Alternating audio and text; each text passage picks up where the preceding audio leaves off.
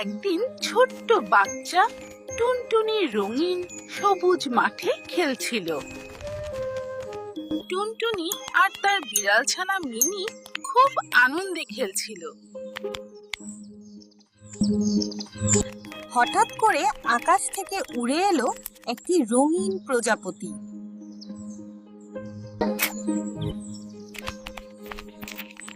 চারপাশটা ছিল রঙিন আর প্রাণে ভরা। রঙিন প্রজাপতিটা তাদের সামনে এগিয়ে নিয়ে যাচ্ছিল। সেখানে তাদের সাথে খেলতে এলো এক হাসি খুশি কুকুর ছানা।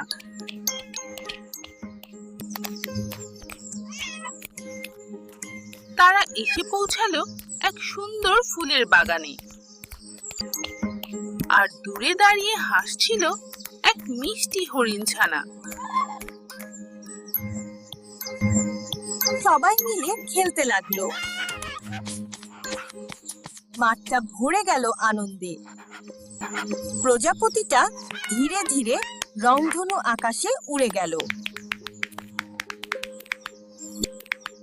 টুনটুনি বলল, আজকের দিনটা ছিল খুব সুন্দর। সবাই বলল, বন্ধু থাকলে পৃথিবী আরো রঙিন।